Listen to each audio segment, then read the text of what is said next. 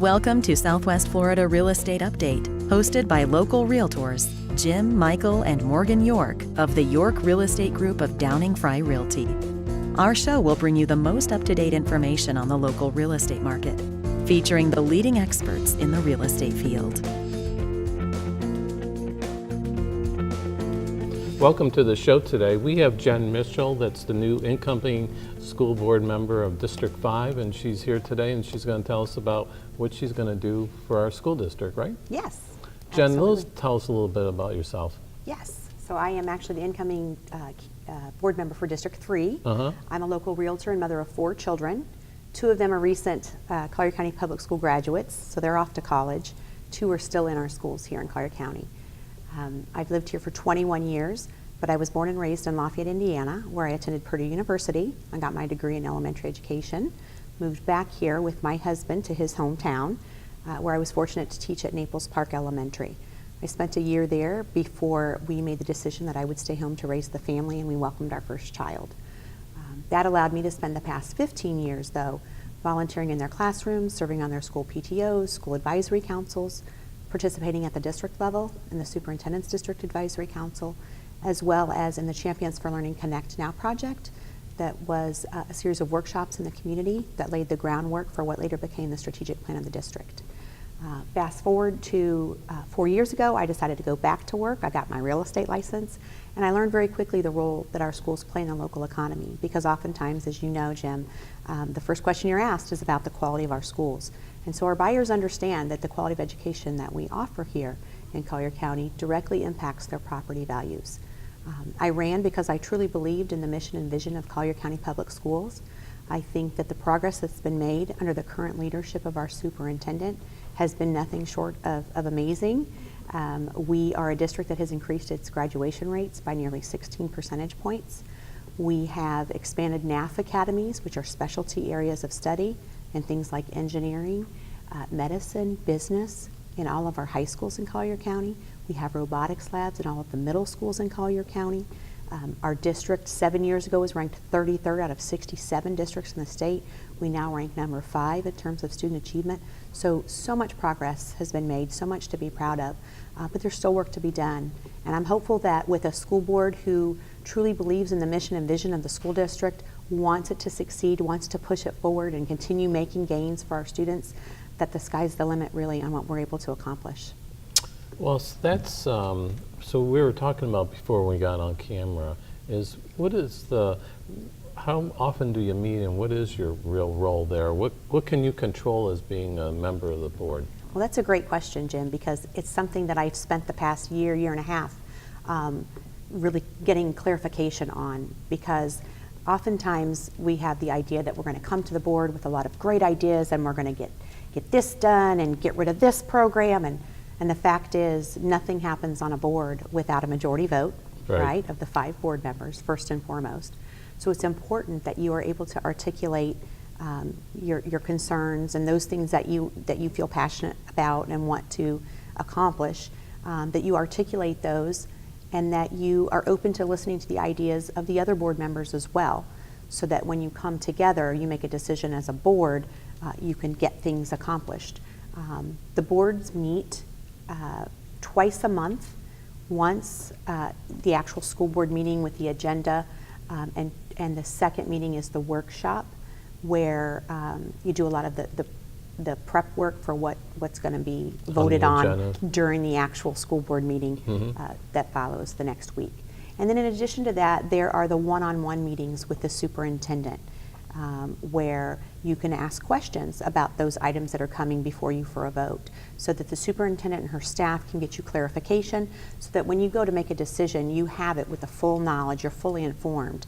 In terms of the role of a school board member, I think it's really important to understand that it is spelled out in state statute.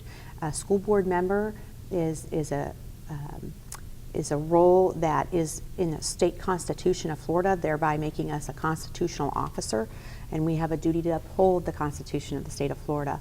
And with that comes the liability of not doing that job. And so it's important that people understand the scope of what it really means to be a school board member. So really you're talking about things like approving the budget or not, Right. reviewing the superintendent's recommendations for district policy and approving those or not, hiring, firing, and evaluating the superintendent.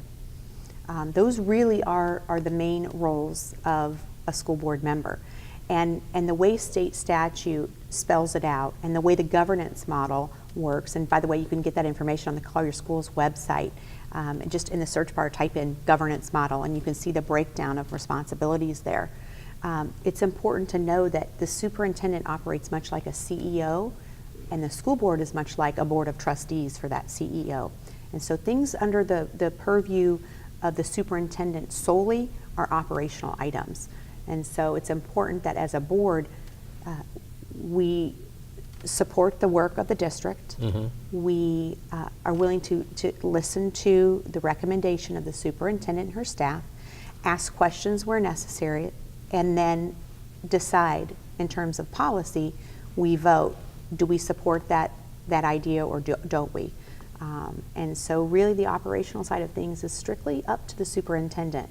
Now I will tell you, as a board member, I intend to use my weekly meetings with the superintendent to ask questions, a lot of questions. I have no doubt that I will be getting phone calls and emails from parents, from teachers, right. staff members with concerns. And while that may not be directly under my purview, I fully intend to pass those things along to the superintendent, ask her to address those, and then to circle back around and follow up so that we know that there was some accountability there in terms of how was that situation handled? Did you follow up with that parent or with that staff member? I think it's important. Thank you for asking that question. I know it was something that I was interested to learn over the course of the past year campaigning, how really narrow the scope is of the role of a board member. Before we were talking about, you just got elected during is it the primary season? Correct. Right, I voted. So how long is that term for? So you got elected, it's not in November you're on the ballot again. Just explain that process. Right, because I ran against one other candidate. Okay. One of us was able to get 50% plus one vote. Okay. And I was that person. I was so grateful to be that person. And so by virtue of that, I don't have to worry about a runoff in November. I do, however, get sworn in November 20th at 8 a.m. at the district offices. I'm very excited about that, and get to work supporting our students and our staff. And how long is that term for? The term is a 4-year term. And so if I were to run again, then Right. at that time, Is there term limits on that? you know, it's interesting. There was actually an amendment on that just came before the Supreme Court and was decided on Friday about term limits for school board members.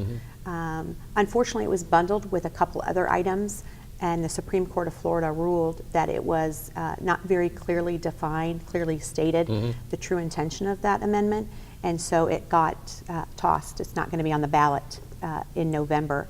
I will tell you, though, in terms of school board term limits, I support the idea of term limits in general for higher offices, certainly when you get to Tallahassee, when you get to Washington, D.C., for example. I think when you're talking about an institution the size of Collier County Public Schools with 7,000 employees, 47,000 students, $1 billion budget, you benefit from the stability and the institutional memory that a seasoned school board member can bring to the table. And so I don't feel like school board term limits are as important as, say, some of the higher offices that go to Tallahassee, that go to DC. Because these are people that you can come before the school board twice a month. You can come to our workshop meeting, you can come to our school board meeting and speak your piece, just as you can with a county commission. These are people that you see in the checkout at Publix, you see them at church on Sunday. Right. So there's a level of accountability there with your locally elected offices that you don't necessarily have with higher offices. And so I don't know that school board term limits are necessary. I would certainly support them if they were put forth. However, in my mind, if you were going to do that, it would need to be, in my opinion, 3 terms and not 2 for the purposes of stability. Right. And it's a paid? It is a paid position. It is paid, I believe the starting salary is $38,000. And so, again, you know, districts vary. That's right. Nationwide, a lot of districts up north don't have paid school board members. What was explained to me, though, is that in Florida we are what we call a constitutional officer, as I mentioned, meaning that the role of a school board member is spelled out in the state constitution, not strictly legislation, but in the Constitution. And so there are duties that come commensurate with that. And there's a liability, too, with that. And so that's how it was explained to me in terms of why are school board members paid in Florida versus maybe other places in the country where they're not. Well, before we take a break here, I want you to answer one more question. There's how many districts are there? 5? So there are 5 districts in Collier County. That's right. 1 school corporation, 1 school district. Right. But 5 districts. Geographical districts. And how many correct. are up for election? So this year, districts 1, 3, and 5 on your school board were up for election. Okay. While your districts 2 and 4 were up for election in the county commission. Mm-hmm. In 2 more years, you'll have districts 2 and 4 of your school board up for election, while county commission seats 1, 3, and 5 are up. Okay. Well, Jen, we're going to take a little short break, and we're going to be right back with Jen Mitchell, the incoming school board member of District 5, and then we're going to talk about budgets for the school board here. Okay, thank you. Thinking of buying or selling a home in Naples, Marco Island, Bonita, or Estero, Florida? Think of the most experienced York Real Estate Group, associated with the #1 brokerage in Southwest Florida, Downing Fry Realty, which produces yearly real estate transactions of over $1 billion. Jim, Michael, and Morgan make up the York Real Estate Group of Downing Fry Realty, with over $275 million in sales transactions, along with offering over 25 combined years' experience in the local market. The Yorks can offer the experience and trust you need in a realtor.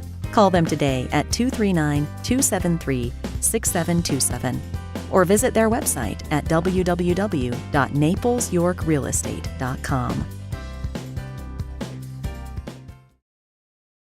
Welcome back. Jen, let's talk about where is the school financially? District.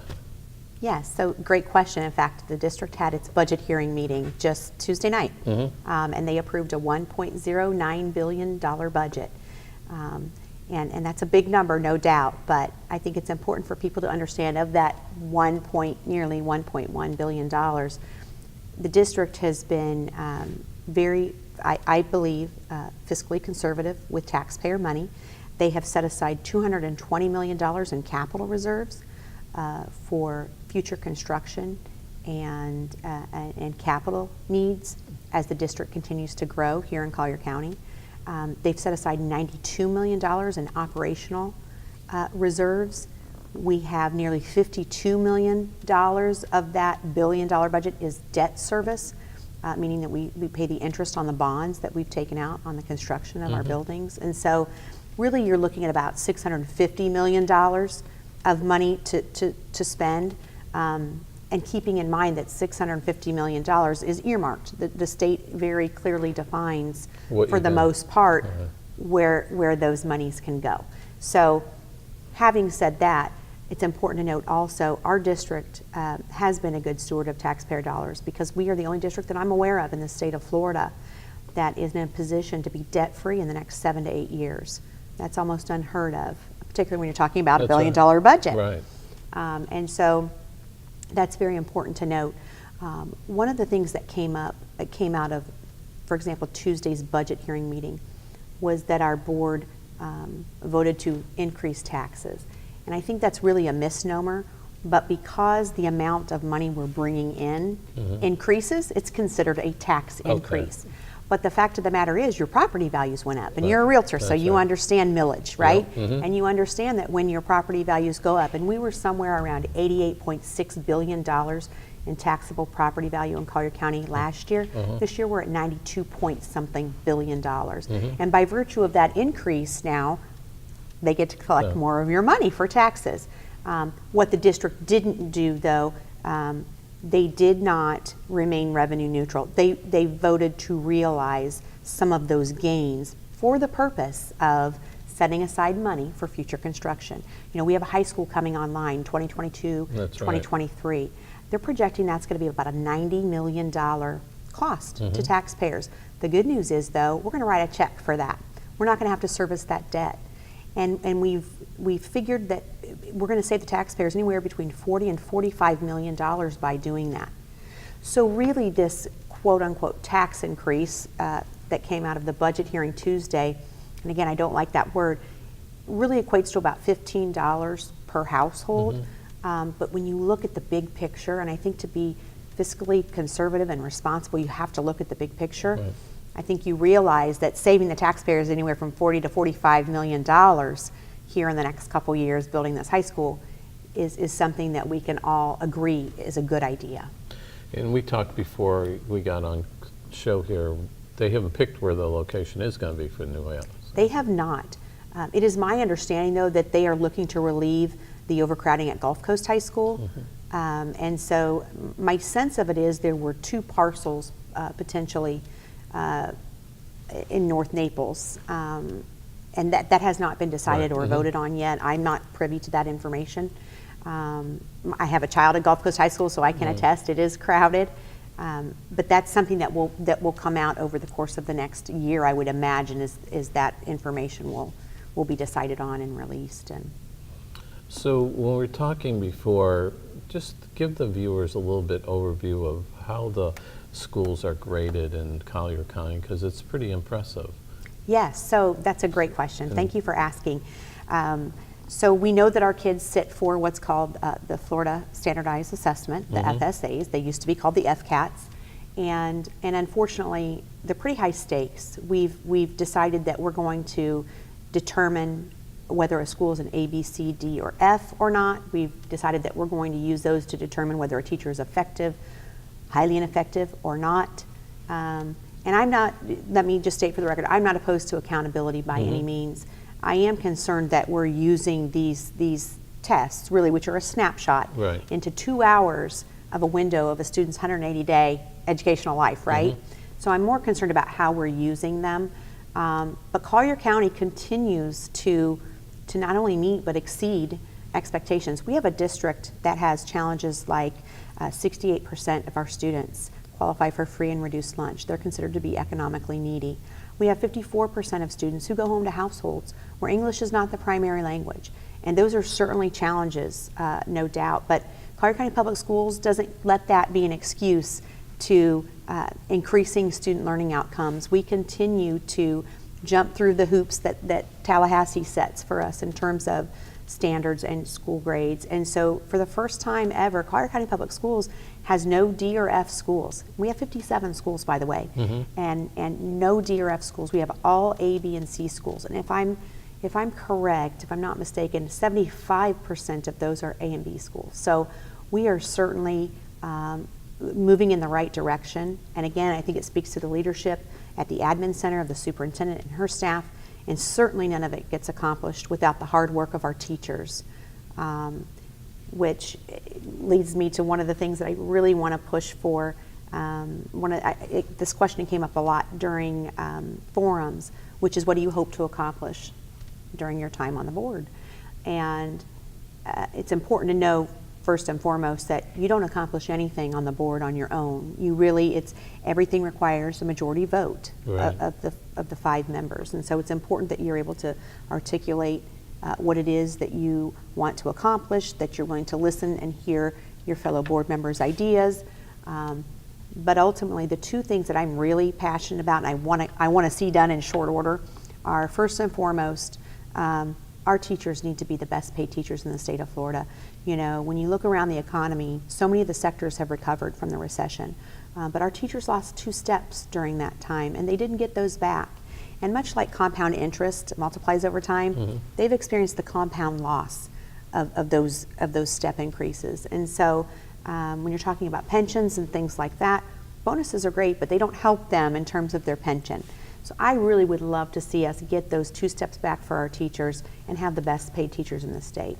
And then secondly, they start off at $42,000. They do, right? Yes, that's right. They start out at $42,000. And so I think it's important that, given that we live in Collier County, we know that it's expensive to live here. I read a statistic somewhere that nearly 40% of our 7,000 employees, district employees, live in Lee County. And so we'd like to make our teachers the top paid in the state and maybe get that number down a little bit. In addition to that, another thing that's going to be very important to me, and I think I would like to see it accomplished in short order, and I think this board will do it, is that the district undertook a risk assessment in the past year, and out of that risk assessment came 10 areas that were suggested for a deeper dive to audit. Okay, to me, when you're looking to find money to increase teacher pay, you go directly to those big ticket items. The two big ticket items really are payroll and contracts management. We are going to be undertaking an audit of the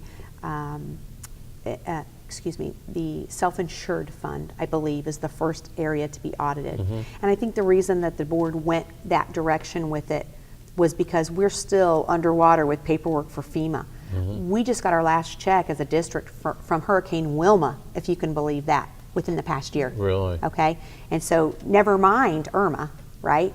And so our finance department is still jumping through hoops and trying to collect those dollars. And so I think the decision was made to go into the area of self-insurance fund first. But I think in short order, we're going to get that audit of the contracts taken care of. We have a finance department that is in, all summer long, they've been in the administrative offices every weekend working to create the budget, Right. to fill out the paperwork for FEMA, make sure those funds are coming in, make sure they're being processed properly.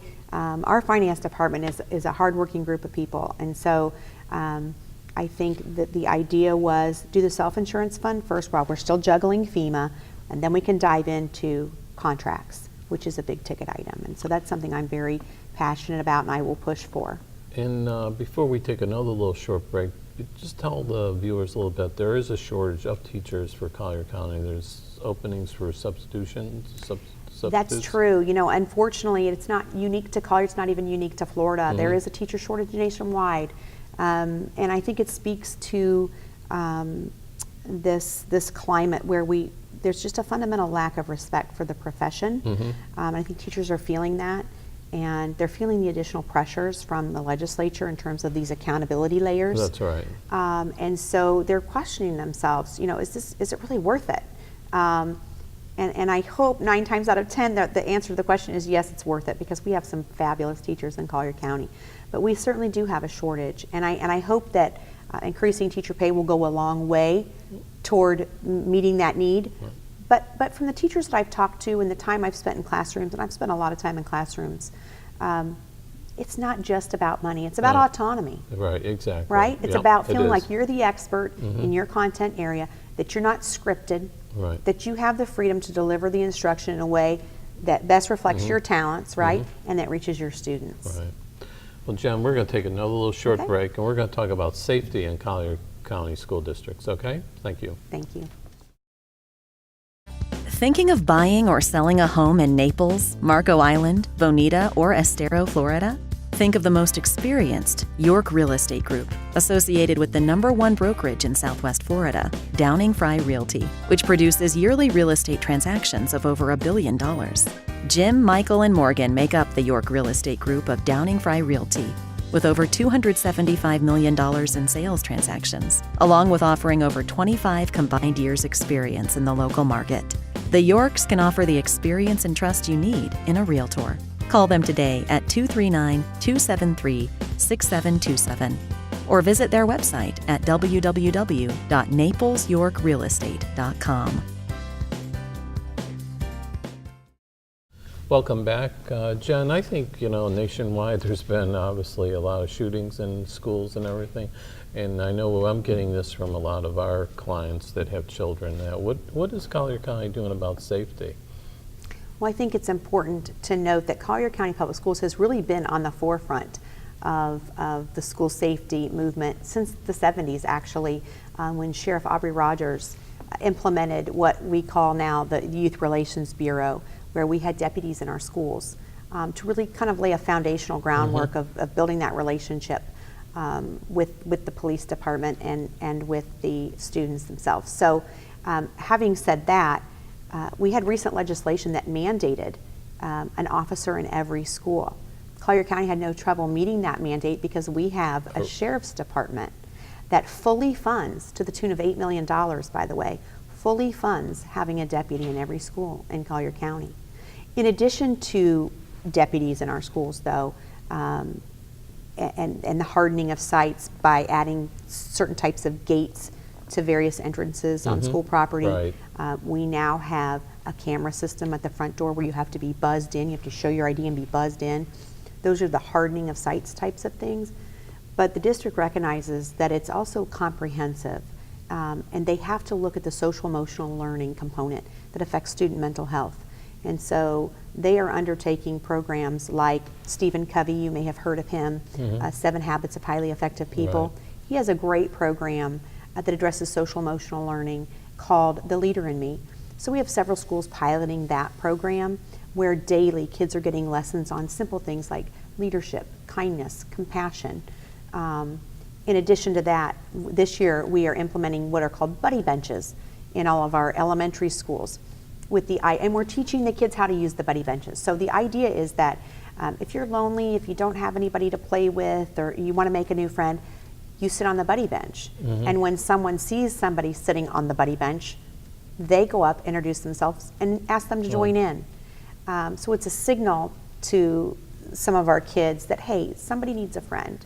You know, go make a friend. And so in addition to that, our middle school and high schools are implementing a program that came out of Boca Raton, Florida, called the We Dine Together program. And it was started by a football player over there in a high school who was injured and found that he kind of lost his friend group and was having to make new friends at lunch. And he decided that this was going to be something that he was going to undertake. He was going to get his peers to help.